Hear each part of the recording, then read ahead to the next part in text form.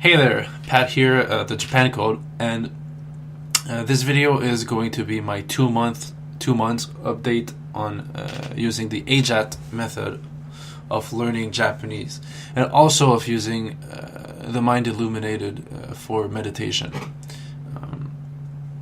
As you know, at the beginning of AJATT, you have to go through the book, Remembering the Kanji, RTK, and learn 2,000 or 3,000 kanji if you're doing RTK 3. Obviously, I'm not going to go into the details of why you should do that. That's not the point of this video. It's just an update. So at this point, like I said, I started at January 10th.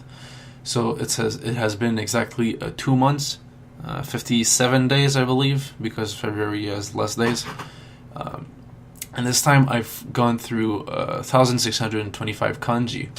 The first week, actually, I went through 50 a day because I was familiar with most of them. And after that, I dropped back down to 25 a day. And since then, I've been doing 25 a day every single day. I never skipped a day of review, unlike in the past. And I've never actually pushed it off.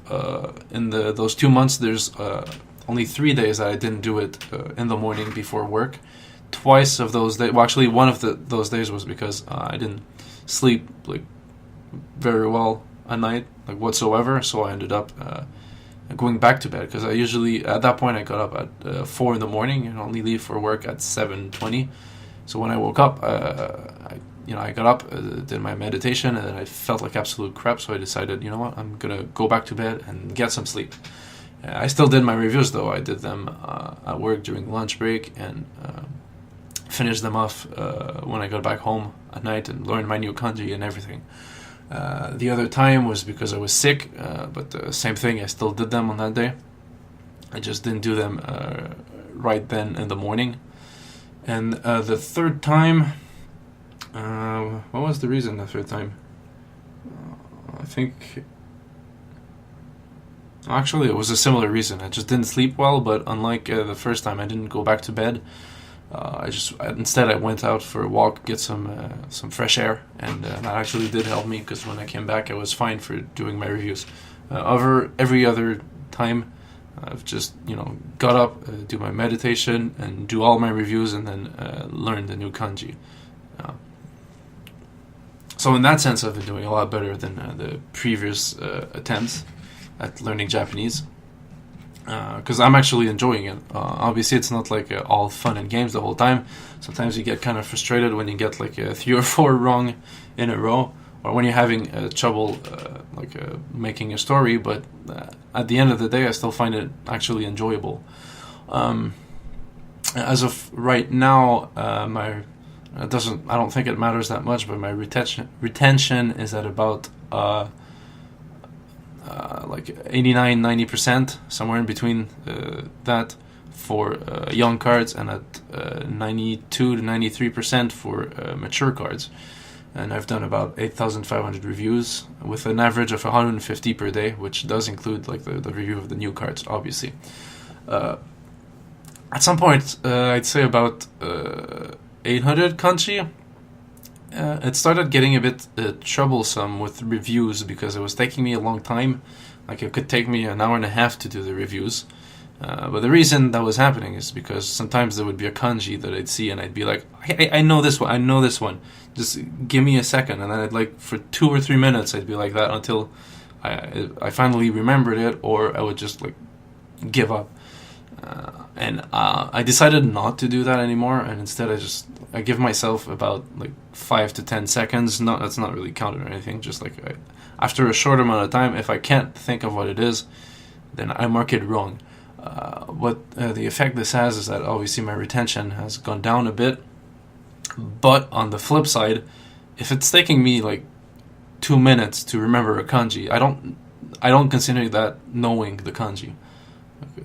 The goal obviously is to recall it instantly, but as I'm learning it, I think I should at least be able to remember it within 10 seconds. And if after about 10 seconds I still don't know it, then I'd say I don't know that kanji. So while it means I'm getting more reviews since I'm marking wrong more cards, it goes so much faster. Now usually my reviews, instead of an hour 30, takes about 45 minutes, which is a lot more bearable. And going fast is just more enjoyable, I think. You know, have like time to dwell, and it makes it easier to not get distracted, since you constantly like look up. Okay, I have the kanji, write down. Yeah, that's good, and you keep going. You know, so that's pretty good. I have trouble with visualizing the kanji. I know that's a big part of making the sentences, is to try to like visualize it so that you will remember it better. But I've always had trouble with visualizing. Not saying I'm not trying. Obviously, I am trying. But at first, I was not trying. For the first, I wrote it somewhere. Yeah, for the first about again 800 kanji. I was just strictly using kanji kuhi. I think that's how it's pronounced. To get stories, and I just pick whichever one sounded better to me. Maybe modify it a little bit, get the stroke order right, and whatnot. But that wasn't like very good. I wasn't like trying to make up my own stories, which are easier to remember than stories that you're just picking out. So at that point, I decided to at least like start trying to make my own stories. So what I did is, as I'm learning them, I try my best to make up stories and to try to visualize it. And if I'm starting to get like annoyed because I can't think of anything that's good, then I will go on kanji kuhi and find a sentence. And I'm not gonna just copy and paste a sentence. I'm gonna take a sentence, like find a couple ideas that I like, and then reword it in a way that I'm gonna remember better. So if it means like changing how the story is said to be in the same order as the radicals, or just using different words, because obviously everyone has like their own like a sort of vocabulary that they use frequently. So trying to change what other people have written with my own vocabulary has actually been helpful. Obviously, I try not to do that too much. I'd say if I'm learning 25 kanji in a day, maybe between 5 and 7 I might use kanji kuhi, and the other ones I'll make up on my own. So I think that's a pretty good progress. Yeah, like I said, I'm a little bit over 1,600 kanjis, which means I'm actually almost done with remembering the kanji 1, and if you count remembering the kanji 3, I'm more than halfway through all of remembering the kanji, so that's actually pretty cool. That means chances are in the next 2-month update, well, I guess I should say 4-month update at that point, I should be done with remembering the kanji, so that's pretty cool. Let's see. Actually, yeah, I had some graph books that I had bought in previous attempts. So I actually used Matt vs. Japan's video of his Great Wall of manga, because he puts the volumes in the microwave for a bit, and it kind of softens the binding, I guess. And then it makes it easy to rip the pages properly. So I did the same thing with this, and it actually it worked very well. And I ripped all the pages. And the reason I did that is because, you know, with the spine, I should say, not the binder, but the spine, it was hard like to get to the squares that are more towards the middle. And on top of that, the book being thick, my desk is pretty like short, so I didn't have much space. But by having it in the paper, well, first of all, obviously you can get to any square, that's not a problem. It actually it slides under my keyboard. So as I get lower, the paper goes under my keyboard, and then I don't have a space problem anymore. So that's actually been really cool. I only did that after like, I don't know, the first 2 weeks, because that's when I thought to do it. And yeah, I really don't regret that. With that said, obviously you can just print your own paper. I just happen to have them, and I like the size, so that's why I use them. As far as immersion, my immersion's actually been pretty good. Can it be better? Yes, but like I said in my previous video, the most I've immersed before was maybe like 3 or 4 hours in a day, and now like 3 or 4 hours is what I get with my active immersion, let alone actually learning in passive immersion. And of course, I'm talking about work day here. Obviously, weekend day is completely different. So essentially, outside of my meditation time and work time, because I'm not allowed headphones at work, I always have Japanese going on. So at the moment, I get up at 3:30 in the morning, and at 3:31, you're guaranteed that my audio has started. Then when I do meditation, I don't do. I cut out the Japanese. And as soon as I'm done, the first thing I do, stop the timer and turn on the Japanese. And then I have Japanese going on all the way until the moment I clock in at work. Then at lunch, I have Japanese going on from the moment I clock in lunch, and then stop only when I clock out. And at the end of the day, I start Japanese the second I clock out of work, and then all the way until I go to bed. So the main improvement could be trying to have less passive and more active. But it is better now than it was 2 months ago. So I'm sure in 2 months it's going to be also better. Most of my immersion comes from anime. I've watched a lot of anime. I've watched a few drama, but not many. Maybe like 3 or 4, I guess. But at the moment I'm more into anime.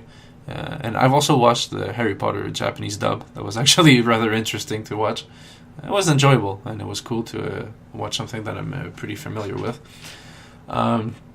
And before doing AJATT, I've read like 3 or 4 manga, but once I started, I decided to stop because my immersion time is more it's more beneficial to me at this point to do listening than reading. Obviously, reading is very good, but at this point, I get more out of my immersion through audio than through reading. Let's see. One thing I need to work on is I need to spend less time planning and more time actually doing things. That's one of the ways I can reduce my passive and increase my active. Like I know there's a day I was just planning, because I have a lot of video games, a lot of English video games, and it was I actually started getting the idea of selling all my English video games so I could then buy back what I want in Japanese. And then I started planning what I would do, like which games I wanted to get, but there's no point. I'll just do that when I get to that point, right? But I did waste some time doing that. It's just an example. There's a couple other things, like if I can plan my meals faster and stuff like that.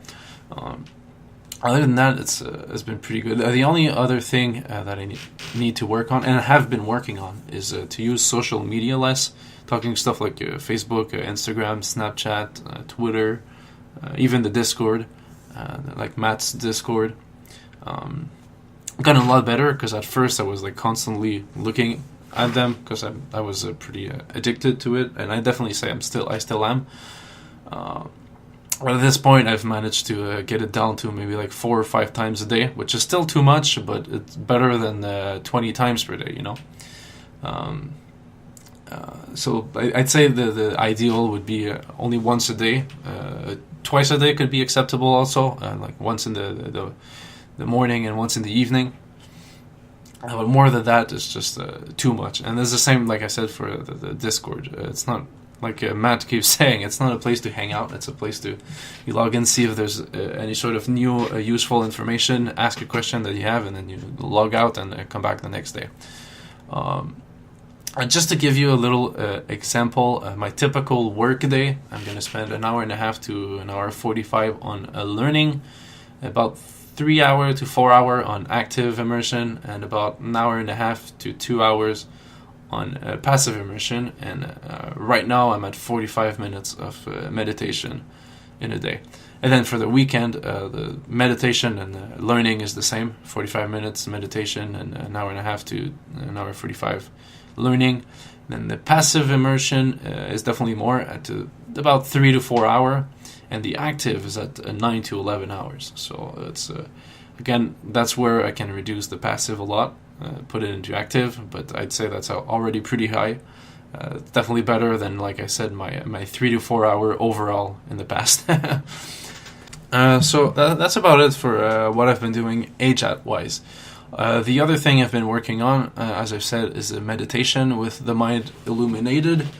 I'd say my practice right now is mostly in stage 2. I'm starting to find it easy to notice the start and end of the in and out breath, and also of the pause in between. But on the flip side, I still forgetting and the mind wandering still happens quite a lot.